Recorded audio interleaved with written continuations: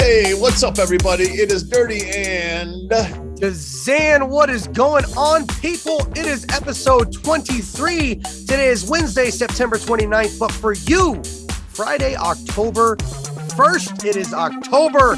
Ladies and gentlemen, Dirty, how the fuck are you doing? There it is. Hey, that's I like that. I gotta spice it up. Switch it up, right? Yeah, I like it. How you doing, Dirty? Very good, brother. How about yourself? Fucking fantastic week of fights, fantastic week of football. Period. What a great week. No matter what direction you go, it was a crazy week. No shit. So what should we start off with first? Okay, let's talk about some football. Let's get this one knocked out. First of all, very, very impressive win for your boys. Woo! Let's go, boys. Very important divisional game. I'm a little surprised and disappointed with Philly so far. I thought they would be a little bit better than this, but people in Philly, do not hit the panic button. We're seeing Jalen make some mistakes that are very common and commonly associated with a rookie's performance, especially at quarterback. So Hurts is a fantastic prospect. Yeah. Let's not let that performance, because it was some mistakes, but again, like you said, with rookies, it's not the end of the world. He's a fantastic quarterback. Yeah, he's a great prospect. And listen, I don't know that I've ever seen anything of this proportion when it comes to injuries. And I want to say in the NFL, but I mean, look at MMA right now. So right. But it's pretty remarkable when you think about. I mean, Baltimore alone, I've never seen anything like that in my life. Yeah. I've been on this planet a long time, and I've been watching football since I was knee-high to a grasshopper. I've never seen anything remotely like this. Yeah, especially for Baltimore. If they weren't in my division, I'd probably feel sorry for them. Right, but right. I don't. Anyway, no, seriously, I kind of do. I kind of do, because listen, a real fan wants your team to have to face the best talent. The best, right? And yeah. So you want the best version of Baltimore when you're facing them. So in that sense, all kidding aside, that's a bad thing. But it's not just Baltimore. I mean, Pittsburgh this is unbelievable. It's becoming comical. Week two, they lost Tyson Alualu, their third best pass rusher. You've got the starting right tackle, Zach Banner, has not played a game yet. TJ Watt has played 5.5 quarters of football. Right. Joe Hayden has missed a lot of time. Pittsburgh is banged up, and then on top of it, they're playing behind a 39-year-old quarterback who's playing behind an offensive line that, quite frankly, I'm not sure would be able to stop Bama. They're young. So I am not hitting the panic button. This season's not going to get Is this better. A practice season for you, Dirty? This is a practice season for your team. Yeah. It really is. Get this one out the way. Yeah. And listen, how many times have we seen a rebuild happen where it ends up taking 15 years? I know the Steelers organization will not allow Raiders, that. Committed to excellence much for fucking 20 years. Yeah, no shit. Right. Yeah. And they're finally putting it together, so you're absolutely right. The rebuilding process is a lot. And that's a perfect segue to this. Let's talk about some teams that are putting it together. Finally, let's talk about the fucking Browns. Hello. Holy shit. As much as I hate to admit it, we talked about this in the really preseason, good. And holy shit, here they are. 26-6 against the Bears. Here's my one area of caution when it comes to the Browns, and that's Baker Mayfield. They've got, without question, the best lineup, the best best offensive lineup, best defensive lineup in football. Yep. In just about every aspect of every aspect.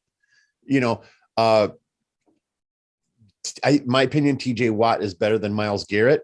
Other than that, I don't know that there's anybody on the Browns team that you can point at and say, our team is way better than their team in this area. I just don't think you can do it other than quarterback. And here's why I say that.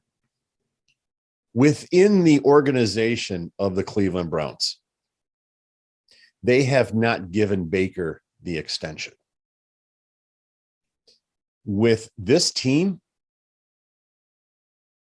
you would think that that would be absurd, that they have yet to offer him. But that speaks volumes on what they think about him inside that office. Yep. So I would be very cautious with my fervor and amperage when it comes to supporting Baker Mayfield, because even within his own organization, I'm not sure there's a lot of belief there. And last week, he was fortunate to be going up against a defense that just played him completely incorrectly. Listen, Baker Mayfield's a guy, just sit back and let him make a mistake, because it's going to happen. It's coming. But they were very, very aggressive. And I could understand them being aggressive if they had OBJ and Jarvis Landry, but they didn't. They only had OBJ, and that was his first game back in 10 months. Yeah, so, it's been a minute, been a hot minute. Yeah. So I other than that, the Browns are for real. They are, man. Saints are fucking killing it as well, man. They're prospects for a very I believe in the Saints a little less than I do the Browns. And only because that receiving core, I am out on, like, the entire receiving core, because Michael Thomas isn't there, and he's a problem child to begin with, apparently. So, that's where they've got Alvin Kamara, and listen, Taysom Hill, in my opinion, he's in the spot he should be in. Jameis Winston is lights out, and now we're seeing this guy in real time.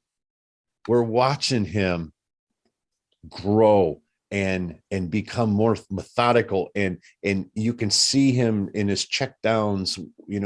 When nothing's opening up, he's not making that major mistake down the field. Now he's checking it down. Right. That was the one piece missing from Jameis Winston, and now he's got that. That's a scary quarterback. But defensive line and wide receiver core is going to be an issue down the road, I believe. And that's why I'm a firm believer that Green Bay is going to just rip it up. Yeah. Speaking of, man, let's talk about week 4. Your boys have to go up against Green Bay. You know what I mean? They're going to Lambeau. And now, like I think I did say earlier, TJ's practicing this week. That's very helpful. Right. To make Aaron Rodgers, because Aaron Rodgers does not play well with pressure. Right. That's a fact. Matter of fact, the game against New Orleans, that's what they did. Perfect. That's a perfect example. However, I think that was a bit of an anomaly, that game, first of all. Second of all, Pittsburgh's not generating that kind of pass rush right now. Even with TJ out there, it's just, it's way better with TJ out there. Don't get me wrong, but right. I'm concerned as a Steelers fan. Well, some really good matchups next week with the Raiders. I got to say, Chargers. though, I am loving Najee Harris right now. He is. You're talking about your boy in preseason as well. Yeah. And Yep. he's holding true so far. So that's been very good. And I'm sorry, who did you bring up? Oh, I was just saying for next week, I'm really excited for the Raiders Chargers matchup. Oh, it's yes, gonna be a really good hey, by the way, Justin fucking Herbert. My God, man, what an arm. I gotta tell you, don't get me wrong and don't get this twisted. I don't want this, coming back to bite me to say, oh, Dirty said Patrick Mahomes sucks. I'm not saying that. Yeah. Let me say what I'm saying. A little hot. That's a hot take. Let's clip it. It's a bit of a hot take, but I am not going anywhere near that statement. However, is Patrick Mahomes the best quarterback in that division? Not the NFL. Is he the best quarterback in that division? And if you watch what he has to work with, Justin Herbert, what he has to work with his offensive line, with his running game. Well, Austin Eckler's back and he looks healthy. Yeah. So that's a big plus. But last year, I mean, they've got some really good receivers. San Diego does. And that's a big helpful thing for them. But they don't have Tyreek Hill. They don't have Travis Kelce. They don't have Clyde Edwards-Helaire, I don't know about him right now. But yeah, they don't have a lot of these pieces that Kansas City does have. They don't have a Tyrann Mathieu in the backfield on defense. And so you're saying he's pampered, Dirty. You're saying what I'm saying is I'm not certain that Patrick Mahomes is not just the best quarterback in the NFL, but maybe even in his own division. What you're saying is just look into it. Just look into it. There's a possibility that we're seeing a changing of the guard. Okay. All right. Possibility. I'm not saying it's happening. I'm saying it's a possibility. Okay. Let's keep our eyes peeled. I got you. I'm very excited. Probably I'm most excited for Tom Brady coming back home with something to prove after a loss going into this New had England. To headline our NFL talk this week. Of course. Come on, guys. Had to headline this. It's a big deal. And everybody in New England is the only people that are downplaying this are people in New England. Burning their shirts in their backyard, burning their Brady jerseys. We don't even care. That's old news. Yeah, that's why they don't even wear their jerseys out anymore. Right. How many people do you see walking around with New England anymore? No, it's all Buccaneers. Number 12, baby. Oh, no. Here comes the Browns jerseys. Oh, yeah, the Browns jerseys are going to start coming out. Yep, Odell Beckham's jerseys are going to be everywhere. You know it, bro. You know it. Look, it's going to be a good jerseys. It's going to be a good Tony Pollard jerseys.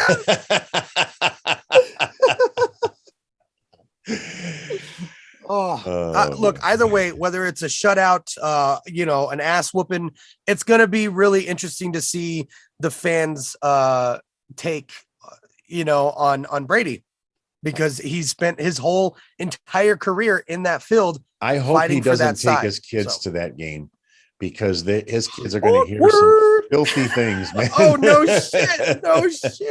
shit. All right. Listen, I think I've indulged Dirty enough with this. Let's let's move on. Let's talk about UFC 266. Can we talk about UFC 266? Let's do it, baby. Holy shit. What a card. First of all, before we get into the main card. Oh, shut the fuck up. Look, I was so drunk for this card. I rewatched it the next morning and was like, yeah, it was that good. I was right. I was so right. Before we talk about the main card, let's talk about Dan Hooker and that amazing fucking fight. And then Divashvili, I can never say it right. You're just gonna have to forgive me. Yeah. And Marlon Moraes. Holy shit.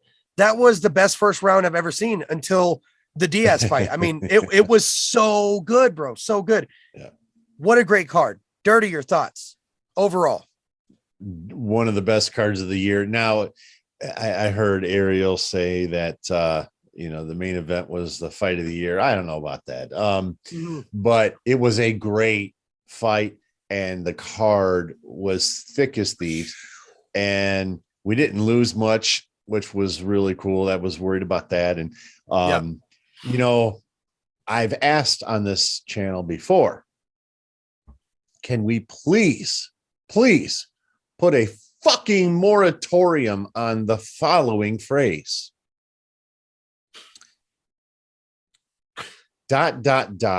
has never faced a fighter like me. Yeah. So original, so unique. It just really gets you into the fight, doesn't it? Does it Can we please stop saying this? Because Lauren Murphy said it, and I knew at that moment.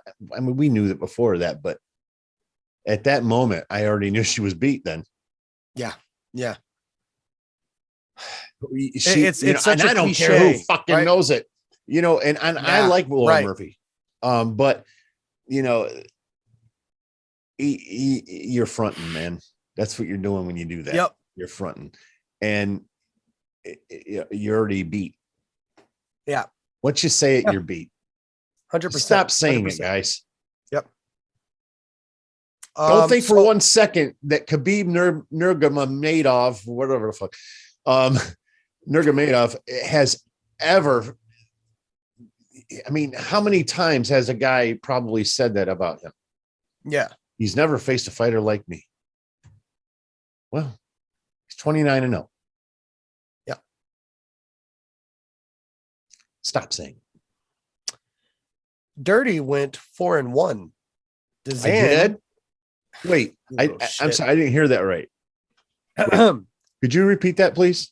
Sure. So Dirty went 4-1 because he changed his pick last minute. Does that mean that because he changed his pick last minute and I only lost one? Is that what? Yes. Is that what that means? That is. And I went a humble. I normally don't do this, but the last time he fucking made me pointing at me sandwiches, made me eat shit sandwiches the whole fucking time. So that's what he gets. Yeah. It was bad for me. It was bad. That was really bad. I thought Rosenstruck was going to do it, man. And he just got his ass whipped. He did. Yeah. Let's talk about Jessica first. Listen, she shut down Cynthia. Okay. Throwing the jabs out, but she wasn't throwing any combos. Cynthia wasn't throwing any combos, rare leg kicks. She couldn't get started. She couldn't get going at all. Jessica, I think, terrified her from the start. And I just look, Andrade predicted it perfectly. She's going to be the first one to stop her. And it took her 1 round to do it. She is that woman where she's going to win. Whoever she's up against, she's going to fucking win. Except unless she is in that elite of elite, right? Yeah. And that's just how it is. And Jessica Andrade fucking proved it. If you remember, when we were talking about her last week, I had remarked about her fighting as of late. Just her last 3 or 4 fights, she's just looked so good and so strong. Right. And you can't count the Shevchenko fight. And that's really where I'm at with it. Because again, like I said, when you get to that kind of level, there's nobody more perfect than Valentina Shevchenko. There's just not a fighter alive as perfect. She's more technically sound than Amanda. And it's not even close. 100%. Incredible. Fucking incredible. But look, we're all over the place, people. It was a great card. Sorry. After that fight, we had Blades. He looked so good. This was the Blades that everybody hopes to get, right? This is it. We talked about I said. this. I say that. I don't know which one's going to show up, but if it's him, then he'll win. Then he's and I'm almost certain that you said like the wrestling Blades, and that's exactly who showed up. He got the takedown within 60 seconds, did what he want with him. Rosenstruck was able to get up at the last minute of the first round, and he didn't get anything going again. I mean, Blades shut him down. I thought Rosenstruck was going to be much more technical with the stand-up. I thought he was going to be able to shut down Blades' takedowns, but he was biting on every feint Blades threw. Every time he reached down for that leg, he tried to catch him with a big shot every time. And Blades is that veteran that's just like, okay, I see that read and I'm going to take advantage of it. And download it and you make what a fantastic job to Curtis. adjustments. So yeah, 100%. He Great is, job, Curtis.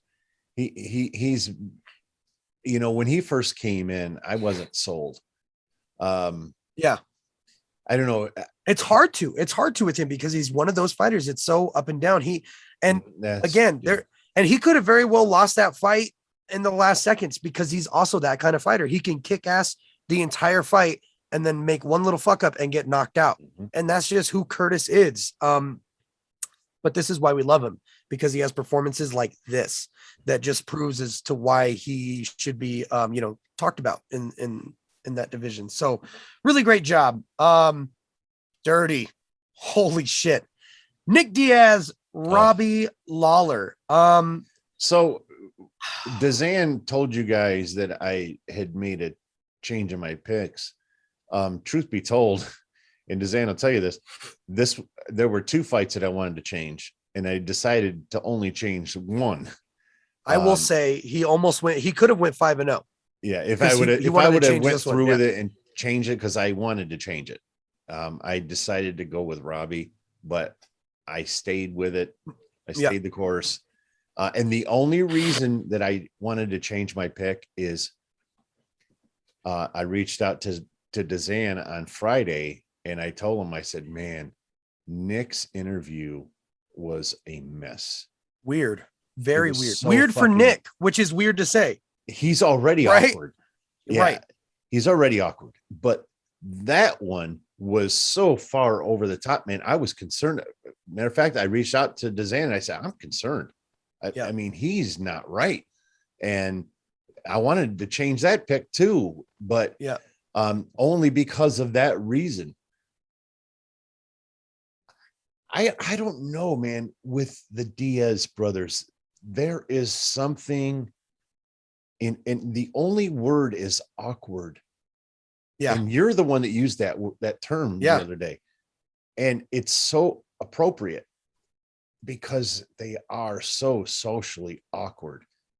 Yeah. And then, you mix in that with the fact that I think maybe he's a little on the punch drunk side or something, but he can't seem to recall things in his brain.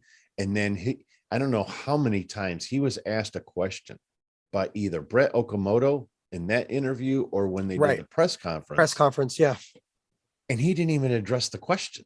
He just went off on a different, changed the subject. 9 out of 10 times that happened. Yeah. It wasn't like it was, he just lost it. No, it was almost every question. Yeah. Yeah. And I'm like, dude, man, there's something not right here. I was very concerned. So with the performance side of it, the in-ring performance, holy shit, that first round was absolutely incredible. It was weird it's weird how slow Nick was, but accurate.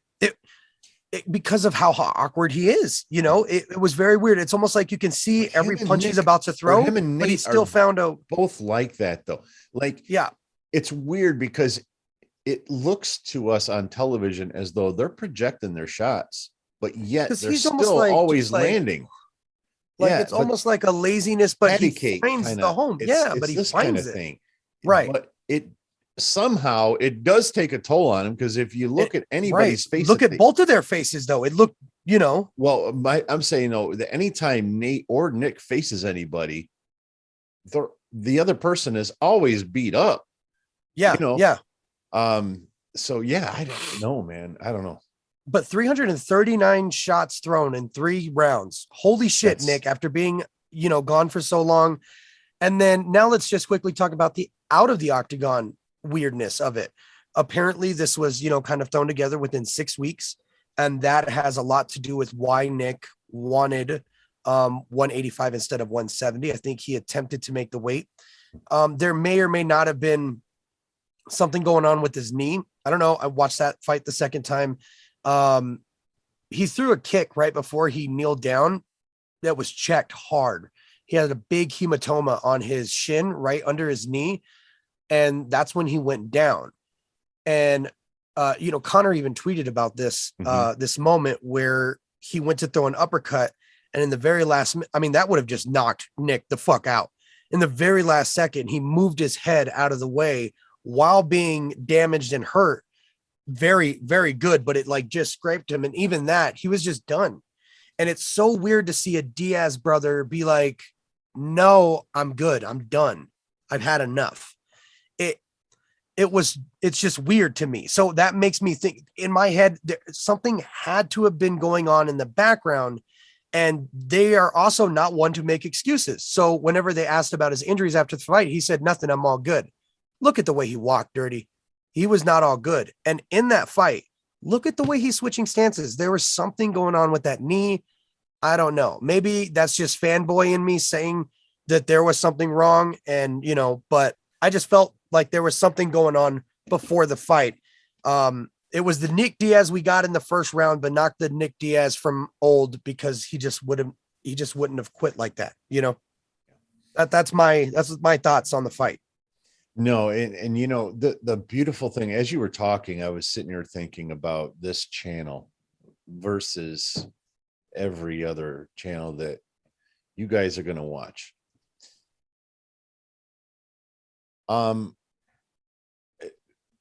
Most people will not go after this topic because it's just something that it's uncomfortable to talk about when it comes to the Diaz brothers for whatever reason. But he quit. He did. And it honestly,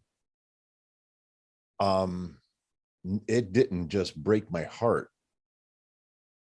I lost a tremendous amount of respect for him. And you know me, I have been a long time staunch Nate and Nick Diaz brothers fans. I have been a fanboy since I started watching UFC, since I first heard of them. It's heartbreaking to watch your hero quit like that. Quit. It was odd, right? It was very odd. It's not, Nate would never do that. Nate wouldn't do that. You're right. He wouldn't. Wouldn't do that. But neither would Nick. And that's why it's so fucking, and maybe that's why I'm building in my head that there had to have been something going on. No, you ain't got to sell it to me. I'm with you. There's some, it just doesn't make sense. That's the direction I was heading, is there's something underneath all of this. Yeah, there has to have been. Because that there can never, ever happen. We can't have Nick Diaz on television in front of the world quitting. And Dirty said this a little while ago, that we were talking about Nick and, his interviews in the press conference. And specifically, Dirty and I talked about what he said in particular when he said, if I get my ass whooped, I want to come right back. And he's like, Dana, like, I want to come right back. And I was telling Dirty, is that like a built-in excuse? But it's almost making more sense in my head now that if there was something wrong and he was already thinking in his head, I'm not going to get this fight, I want the fans to know that I'm ready and willing to get right back in there. I just felt weird about that. That was one of the things that we felt weird about. See, here's the thing. Here's the reason I didn't read too much into that personally, is because he was so all over the place. Right. I didn't know if it was genuine or if it just came out of his mouth. Fight talk. Right. With him anymore, it's so hard to tell. Yeah. All I know, let me say that I would not be surprised. I'm not predicting this, but I would not be surprised if Nick never fights again. Yeah, me either. I wouldn't be either. But hey, we got vintage Robbie Lawler. I'll fucking say that. Yeah, holy no shit. Yeah, and you know what? Let's grab that real quick. But hang on one second, guys. Sorry about that. But so yeah, we have to give some serious props to Robbie. No shit. I mean, there's no doubting how the vintage Lawler we got Saturday night. He looked fantastic. He really was did. Fucking incredible, dude. He and you know what? And maybe that was part of it that Diaz wasn't expecting that kind of Lawler to show up, because that hasn't been the Lawler as of late. Holy shit. It has not. And even Lawler said that. He's like, I think he was expecting me in my last couple fights, but he got a different Lawler this time. And he was right, bro. So good. Now, the one that Ariel Helwani and Chael Sonnen are calling the fight of the year, the greatest round in the history of fighting. It's up there. It was definitely the best fight of the night, hands down. But let's pump the brakes, right? Pump the brakes here. Ortega versus Volkanovsky. Obviously, DZAN got this one wrong. I saw Volkanovsky pressuring him up against the fence and then getting caught in a slick guillotine. It almost happened in that round. It did happen. So, yeah, I mean, he just got out of how it. Fucking deep. And I love Volkanovsky's drunk press that conference one reminded afterwards. Me. Oh, I'm sorry. Go ahead. No, I don't want you to lose your train of thought. Go ahead. That reminded. I was just gonna say it reminded me of when Tyron Woodley had Wonder Boy in that guillotine, and Wonder Boy got out of that one. Remember that? Yeah, and you're just like, no way. He was getting out of that. No shit. That tight, right? Yep. Yeah. No, you're absolutely right. So it does happen. Right. What I was gonna say is, for Volkanovsky's drunk ass press conference, he was so fucking lit up, and they're talking to him. How tight was it? He said, I'm about to lose me fucking belt tight. That's not fucking tight. You know what I mean? Like, and he's like, I was gurgling. I was making weird sounds. Like, he's like, I was like, you know what I mean?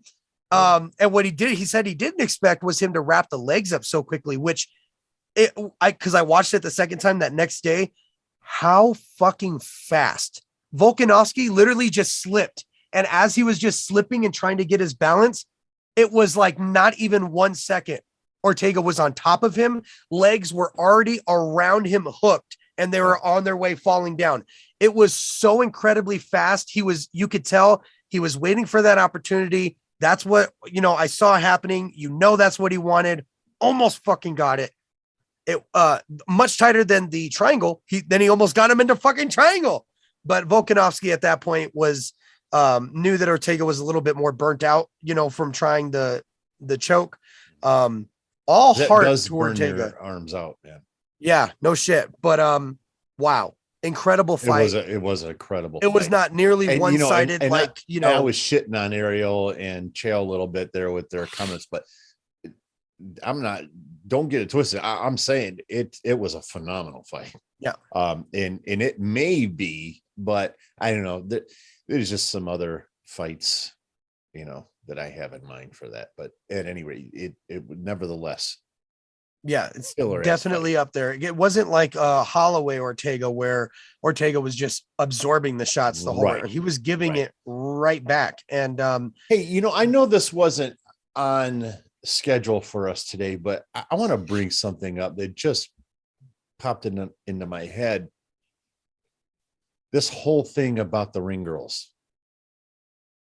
Oh, yes, let's talk about this, because Valentina actually talked about this. Yeah, she did. And not only did she talk about it, she stopped on her way out to her fight. Mm-hmm. When you think that she'd be thinking all about the fight. Yeah. With her belt on the line, millions of dollars on the line, and she stops to say hi to the ring girls. Yep. Class act. I love you, Valentina. I always have.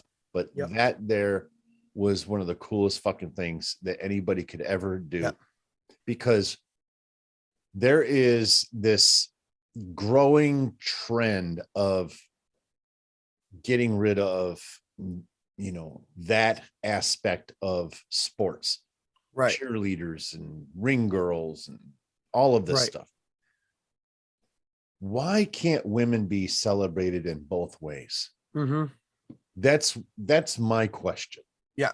What is the that's problem? Valentina's question. Yeah, what is the problem with celebrating a girl like Valentina Shevchenko and celebrating a girl like Chrissy or Brittany Palmer, Ariana, Ariana, right? I mean, you're right. Yeah, I don't understand. Especially Brittany Palmer. Both. Oh yeah, well, Chrissy's always my favorite, but I love Brittany. I always get a slap from the wife. Whenever the round one's coming out and Brittany Palmer's, I'm like, she's like, oh, fuck. I forget you watch these with me sometimes. Yeah. You got to put her in check. I like it. Yeah. But, you know, I can't wrap my head around the fact that Valentina, Amanda, Rhonda, every woman fighter on the roster currently worked their ass off to get there. But you know what? So did Brittany Palmer. Yeah. You don't get a body like that for free. You don't get a body like that from eating Twinkies all day and sitting around watching TV. I just can't wrap my head around it. Yeah. Why this has to become a thing. And I know Khabib brought this shit up because of his religion. And you know how I feel about religion. Yeah. I just can't wrap my head around what is so wrong with a woman chasing a dream and achieving it. Yeah.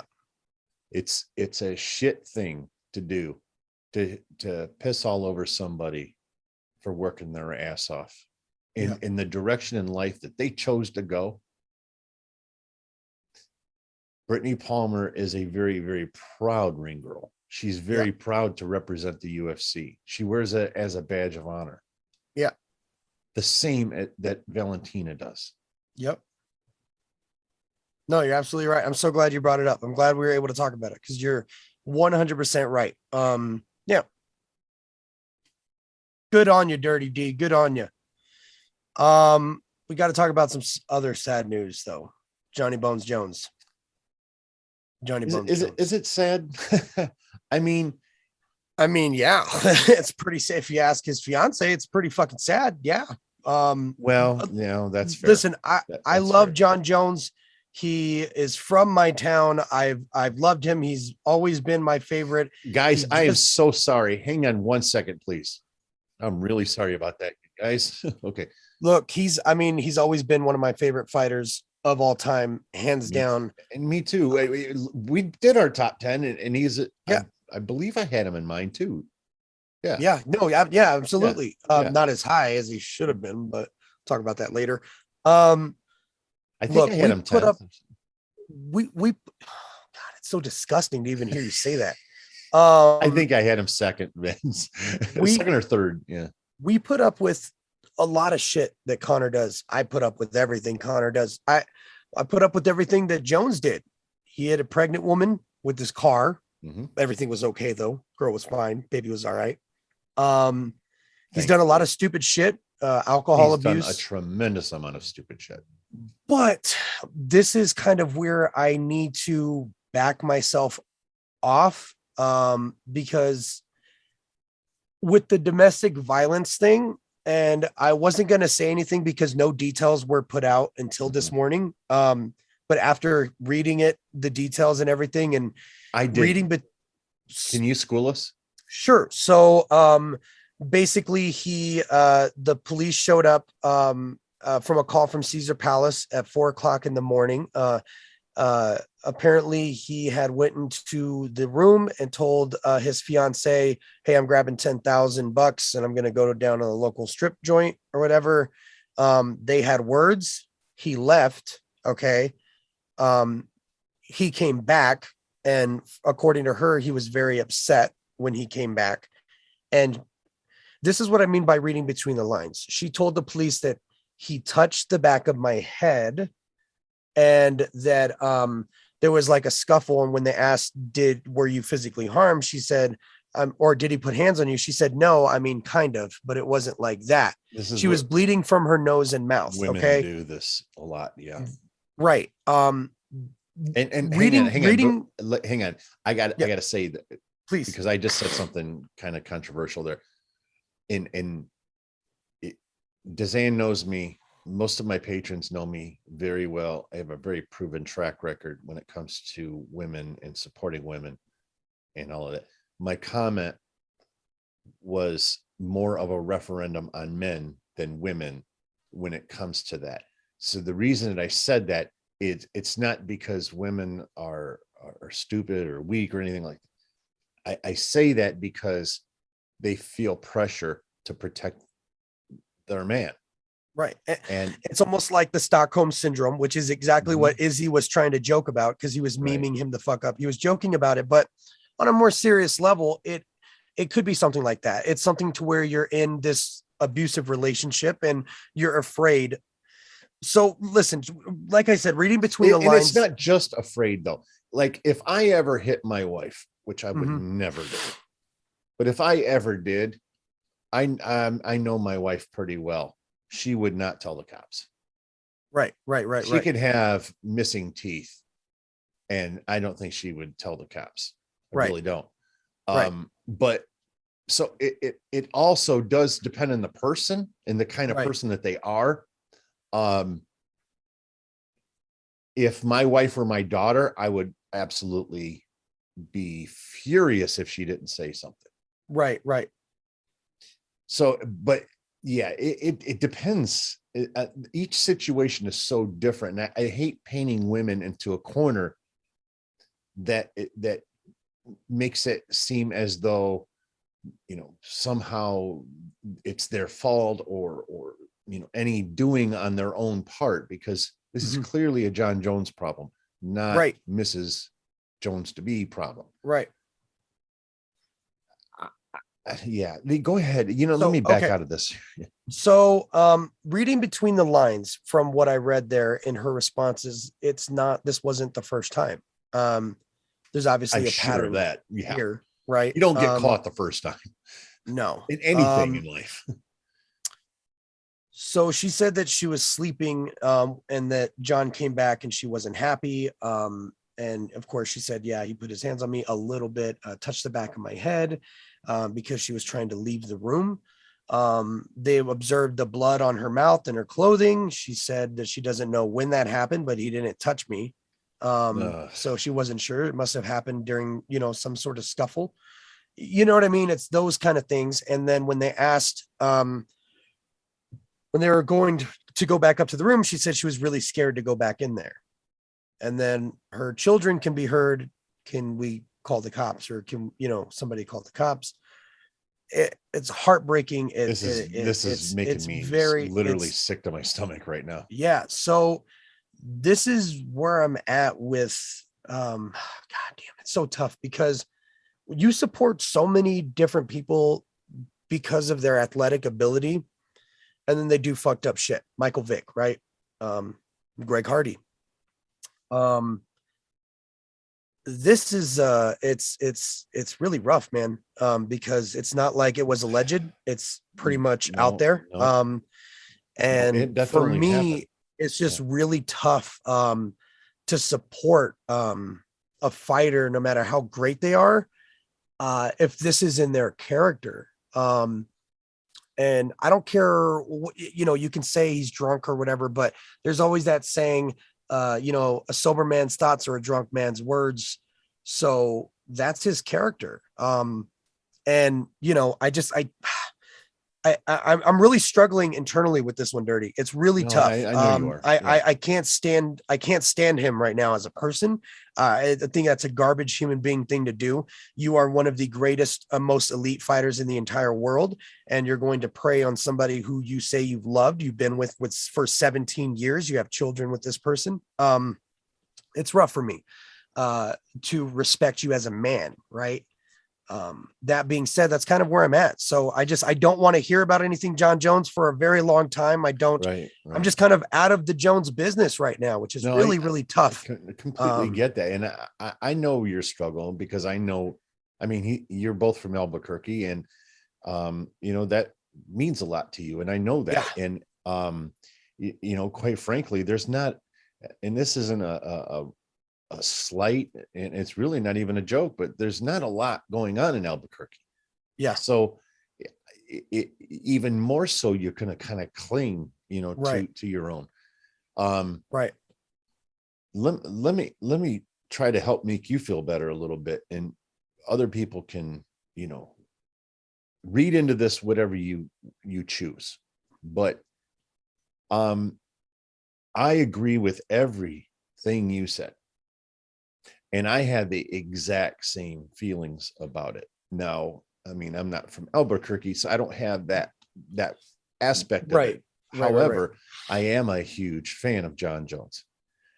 But let me say this. In a world where we live in what I like to refer to as cancer culture, right? But a lot of people refer to it as cancel culture, right? I think that while it's deplorable, despicable, disgusting what he did, and you're 100% right, and I'm very proud of you for recognizing the truth, even though you don't want to. Yeah. And that's a difficult thing, but John Jones is still a human being, and as long as somebody remains a human being, I feel as though it's our job in society to allow him to correct his path. And I understand, and I know there's a lot of people out there laughing right now, all of you that are watching this. I understand that this isn't his first time having a run-in with the law. His run-ins are well documented, but he's a human being at the end of the day. And if anybody out there has ever never made a mistake, God bless you. Yeah. I don't know any of those people, but if you are one of them, God bless you. But I have made mistakes. I've made a lot of mistakes, a tremendous amount of mistakes. Yeah. And if I weren't given an opportunity, and in some cases, I'm kind of living that right now in my personal life. But if I'm not given an opportunity to make things right, how do I make things right? So while, and I think it should be a long road for him. Yes. He has to feel, he has to be impacted the way that he impacted her, the way he impacted the woman that he got into the car accident with. Right. Wasn't that in Cali, by the way? No, that was here in Albuquerque. Was it? Okay. I'm thinking of something else. But I remember it happened outside my work and the street light was down for a while. So traffic was a bitch. There you go. Yeah. But the fact of the matter is that while he has to feel that pinch, and it has to be a hard hit. It needs to hit him financially. It has to hit him mentally. It has to hit him physically. It has to hit him in every way. But if it does, and he makes restitution on that, let's allow him that opportunity. That's all I'm saying. And I'm going to say one more thing about this. And this is something that I'm somewhat new to. I'm going to not say that. Never mind. All right. Well, because I don't want it to, I don't want any women out there to be uncomfortable. And I got you. So I'll just set that aside. But look, I'll leave it with this. We'll say it like Dana White. We'll see how this thing plays out legally. He was charged with misdemeanor domestic battery and a felony charge for destruction of property because he headbutt a police car so bad that it dented the car and caused paint damage. There's missing paint. Like, he goes back to court in Vegas on October 26th. So it's a little bit of a wait, but we'll see what happens in the next chapter. If you guys are really wanting a good laugh, it did come out today that he did make the statement that it would be never again.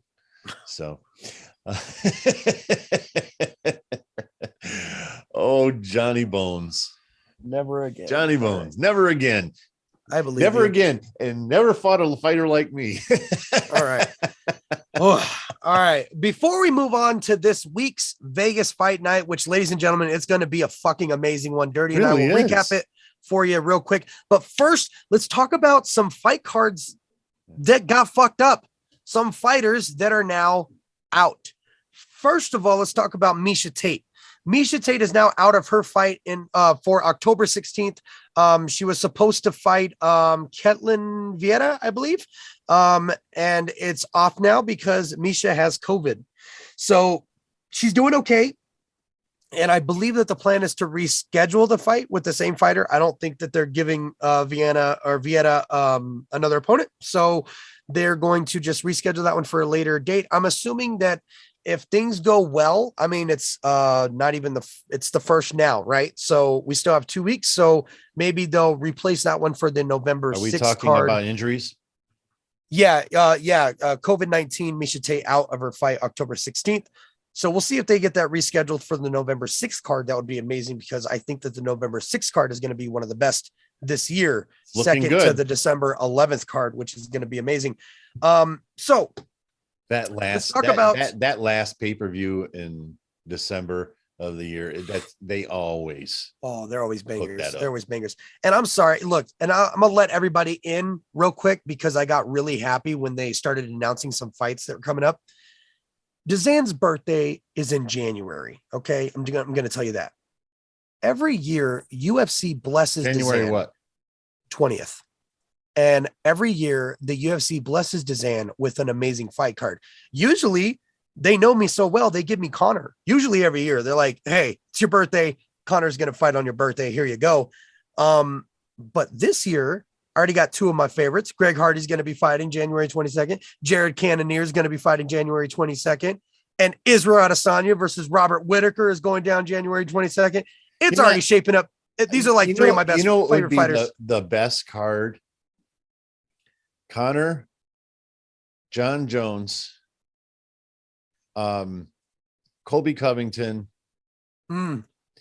and Greg Hardy. Yep.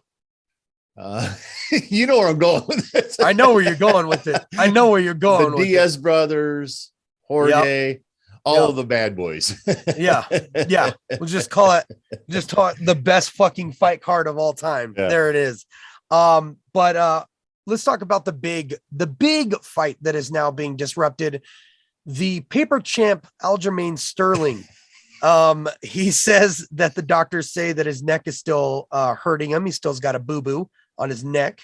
So he's out. And he said it's the doctor's fault. The doctors, they're not clearing him. They're like, listen, man, we're sorry. But your fight coming up in 30 days, can't do it. Your neck still hurts. Doctors, man.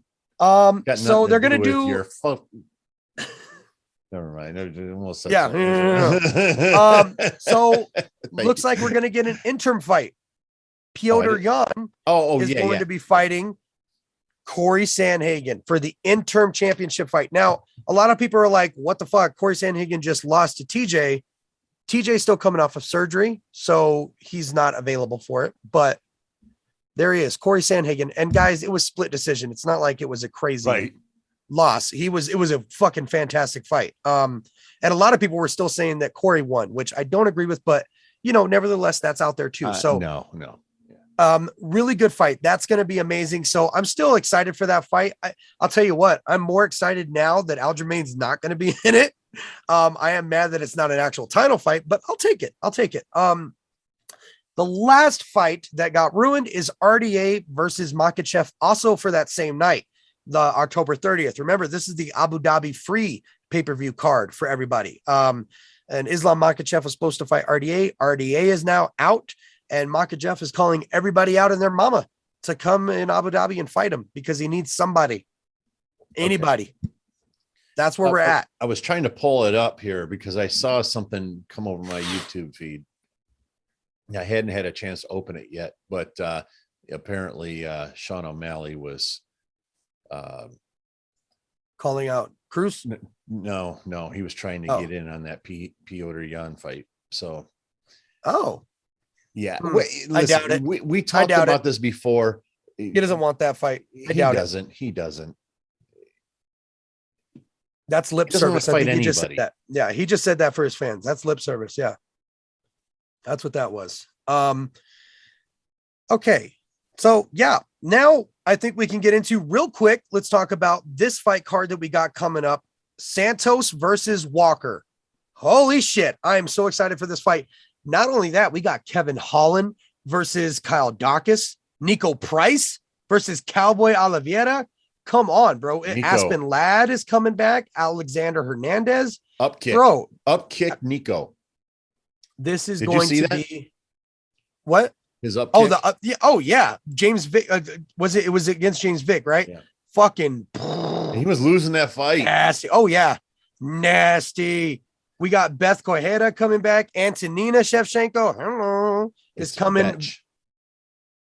Excuse you. She is not a bitch. She's a fucking bitch. I love it. So yeah, we got a really great fight card. It's funny, a lot of people don't know that though. It's pronounced betch. Yeah, I say Beth. I'm sorry. No, sorry, everybody betch. does. But I only brought it up because you keep trying to segue away from it, and I'm bringing it back. So. I'm really excited for Aspen Ladd, man. Aspen Ladd has been really growing on me. I love Aspen Ladd. You are such a fucking tool, man. What is wrong? Why do you just have to talk shit to me, dude? All right, dude, we're moving on. You're not cool. Okay, that's so what rude. You know. Oh, I love Nirvana.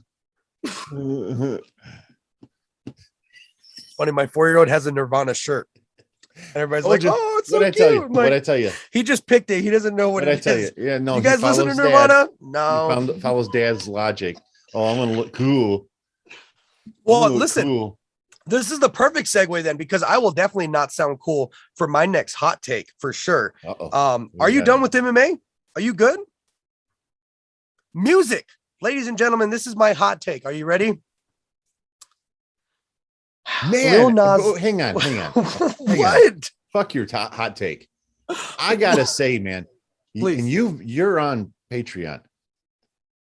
Have we not been doing some incredible fucking music lately? Yes, we have. Oh my God, man. It's just getting better all the fucking time. But you know, I am getting a little pissed off at our people over at Patreon for not, asking for the shit that DZAN wants dirty to be, all up. Can we get some more West Side Boogie up in that bitch? Can we, can we get the fucking PayPal? Can we get the fucking Joyner Lucas and J. Cole up in that bitch? Crack open your fucking wallet with a pry bar and I might do something. Yeah, I'm gonna have to. That's the only way I'm gonna get you to listen to West Side Boogie again. You're not special. All right, listen, ladies and gentlemen, this non-special hot take. I'm finally gonna say it. Lil Nas X, Montero, that album is better than Kanye West's Donda. It is also better than Drake's CLB. That is my hot take. I'm also going to go as far as to say it's in my category for album of the year. It's definitely up there. I never thought I'd say it. I've listened to this album several times now. He's got songs for the radio. He has experimental sounds, and he has some very personal records. This is a hip hop album with a lot of substance. That's not something you get a lot unless your name is Post Malone. I mean, Post Malone has some amazing amazing fucking everywhere substance. Right now. I mean, he's just amazing. He is number one in hip hop in my opinion. But this album in particular, Lil Nas X. I mean, I was talking about Post Malone. He murdered it. No, yeah, I know. Yeah, I know what you're talking about. But I mean, he murdered it. He's got a song with Miley Cyrus, the very last song. It's so fucking beautiful. Just the music. What I love is that the art isn't lost on Lil Nas X. He's very trolly. He's very memey, but the art isn't lost on him. And I love that. It's a beautiful piece of art for the hip hop culture. And it's something I think we needed, especially coming from the LGBT community. I think we needed that in hip hop. So really fantastic album. So right on, Lil Nas X, Montero. Fantastic. Eminem, guys. It's October 1st. Has the world ended? Who's Is that? the album out? Is everybody Who's listening to Eminem? Marshall Mathers LP3? He goes by Marshall Mathers or B Rabbit from 8 Mile. That guy. Oh, B-Rab. I know him. Yeah, The white dude from D12. That guy. I know him. Yeah. So he used to be blonde, but he's got a couple songs, doesn't he? Yeah, a Like solo stuff? few like huge hits like back in the day. Yeah. Really? That guy. Yeah, that guy. A lot of things have been coming out and everybody's like, this album is going to be coming out. We talked about, the hints that everybody was getting. It's going to be coming out on the 1st. Dropping all over the place. And then actually the other day, dropping like bags of shit from the top of a building. From the top of a because building. We've heard nothing. Well, then there was a tease that Eminem was in the studio with Polo G, Skylar Grey, and Mozzie. And that turned out to be true. And everybody was like, well, this is for Marshall Mathers LP3. It's not. Turned out yesterday that Eminem is actually going to be on the Venom 2 soundtrack. Now we have to say this though. It's actually Wednesday right now. Right. So which is the 29th. Today, Wednesday, the 29th. So on Tuesday, the 28th, it came out that song, he is on a record with Polo G, Mozzie, and Skylar Grey, but it's going to be for the Venom 2 soundtrack. It's not for his album. And then today, Wednesday, the 29th, Marshall just tweeted, first name basis, we're cool. I could tell that. Right. He tweeted today that the song is going to come out tonight. So the song is going to be dropping tonight for the soundtrack. No, tonight, Wednesday. So see, by the time you guys watch this, you rip me every time I do that. Every time I do that, I do. You jump all over me. All right. Well, listen, on Wednesday, the 29th, it's coming out tonight on Wednesday, the 29th. So it came out 2 days ago. Yes. What you're saying. What I'm saying is it blows a huge hole in the theory that Eminem is going to be coming out with an album today, Friday the 1st. So is it still going to happen, ladies and gentlemen? Did it happen? Is it out right now? Is everybody listening to it? Tell me your thoughts. Well, but let me say this. I have the most PayPals I've ever had lined up right now. And I had somebody reach out to me yesterday wanting to send me another one. So I'm going to probably have to close the window. With that said, if that happens, oh man, I don't know, man. I don't know if I can wait on that. You can't. You're not going to, because I'm going to be spilling my guts next week. So if you don't listen, maybe we can have somebody switch up one of their PayPals.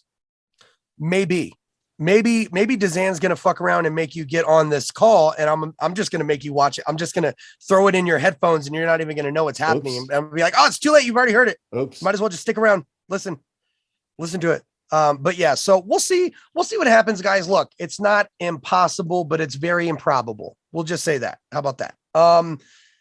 Singles of the week. God damn, have we had some good music. J. Cole and Joyner Lucas, Your Heart. Dope fucking track. Definitely on my number one list for the singles of the week. It was a really interesting song. They came out with the song, and then the very next day they dropped the music video for it.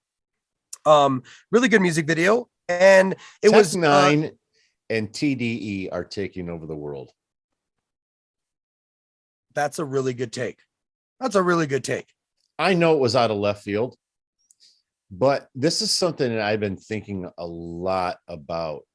What is that? Baby Keem? Mm-hmm. Is that who's on TDE? Yeah.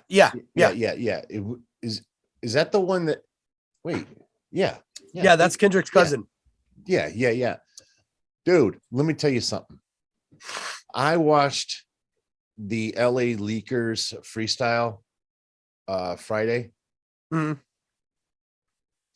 I had never been as blown away by a freestyle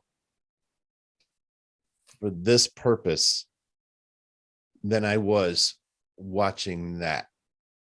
And that is his ability to rap but he's not really rapping. Right. It's like he's just having a conversation with people. Yeah. It just so happens that everything rhymes and lands on a downbeat. It's got a swing to it. Yeah, exactly. Yeah. Other than that, I mean, he's looking at these guys and just having a conversation with them. And oh my God, man, he's so young, but he looks so seasoned. Mm-hmm. And that's what blew me away is the way he grasps hip hop. Yeah.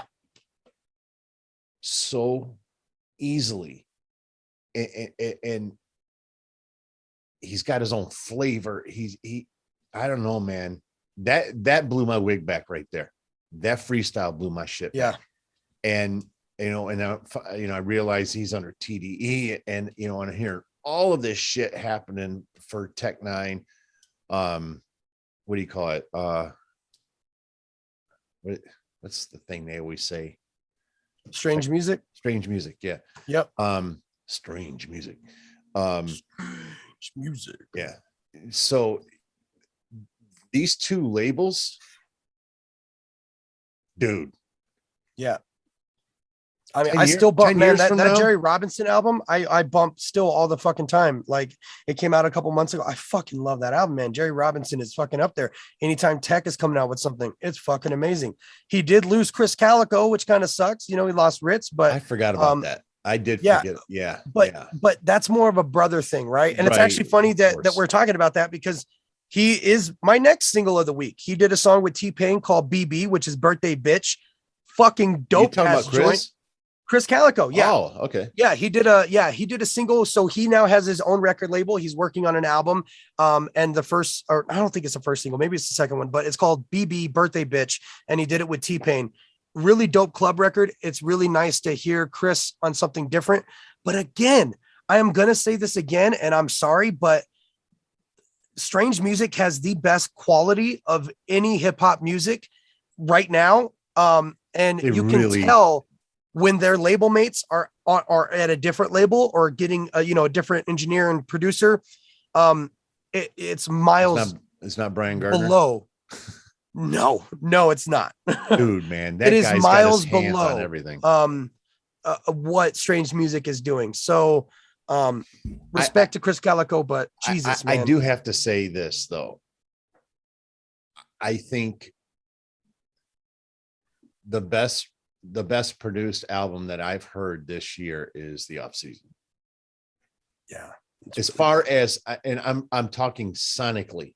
Yeah. That strictly what the producer accomplished in the overall sound. That album was so fucking thick. Yep. I love listening to the production quality of that album. Yeah, 100%. Last one on my singles of the week is Shady Records. Shady Records own West Side Boogie, what I keep trying to shove down Dirty's throat. He came out with the song down my throat. I love West Side Boogie. Well, I mean, I don't see it. I haven't seen that in like a year. Dude, how many fucking songs has he got? A lot.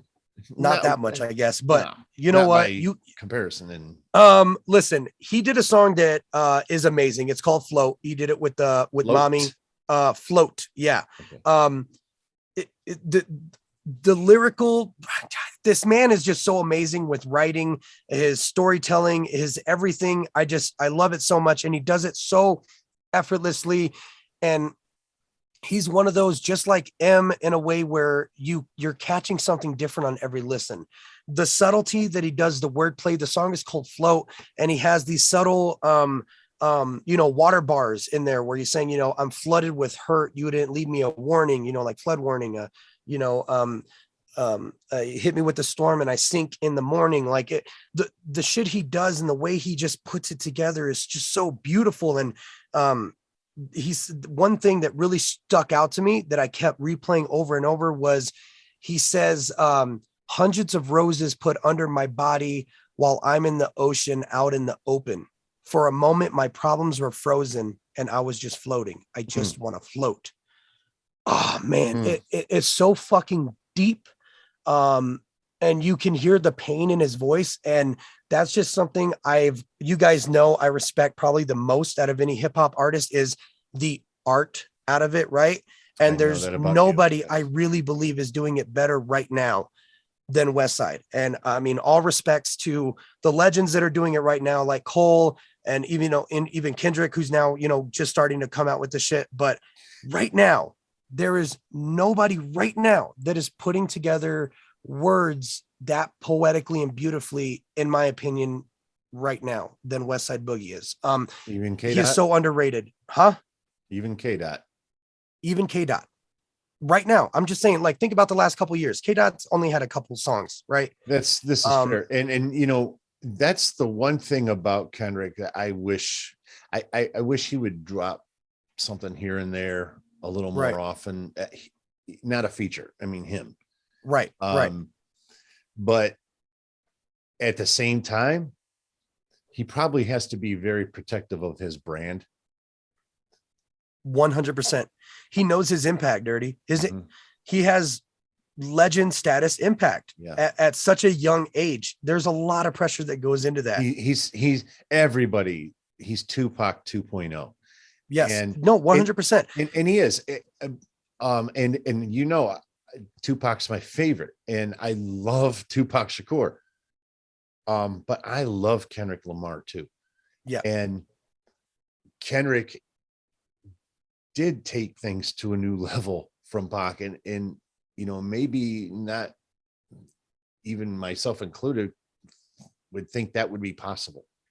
Right. But he did.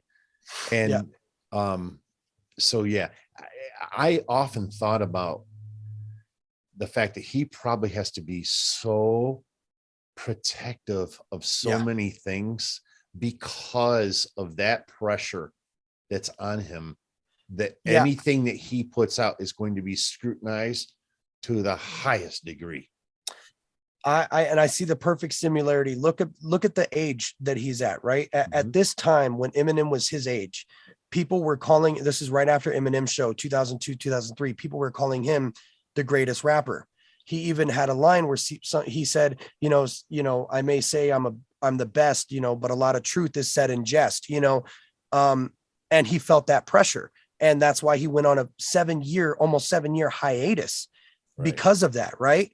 But even then, I don't think as many people were saying those words, Eminem is the greatest, as much as you look at Kendrick at his age, the same age, now that they're saying that about Kendrick.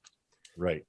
I will say it was probably a lot more competitive back in the day in those times. You think about all the names that were out there, but still, nevertheless, the pressure is the same. Somewhat in its infancy as well. Yes. And, but the pressure is still the same. So on some level, you got to know that pressure is there because he is highly, highly regarded at such a young age. It makes sense. It really does. So I'm not mad at that. I do wish too that he would come out with music, more frequent, but I'm not mad at it because I know that when he does, we're going to put it on the shelf as a classic. Yes. No matter what. So I'm okay with that. And it's almost like the same thing with Cole. I'm okay with the time it takes because I know that when it comes out, I am going to be, adding that to my collection forever. You know what I mean? Right. And I'm okay with that. So, going back to this, Westside Boogie is one of those artists for me. So he is supposed to be coming out with an album very soon too. I am anxiously awaiting that time. Those are DZAN singles of the week. I ain't got shit else. I just want to end this by saying thank you so much. And I'm really mad that we always forget to say it at the beginning, but like, comment, and subscribe if you are new and made it all the way to the fucking end of our ranting. And if you are here for the top 10, you either just missed it. I'll stab you with my fucking guitar. In a separate video, Dirty and I are going to be going over our top 10 straw weights. So look forward to that. All the people with my guitar that didn't hit the like button. But you probably already saw it. So there we go. Ladies and gentlemen, that's it for DZAN. I'm out. Dirty's out. Peace. Peace.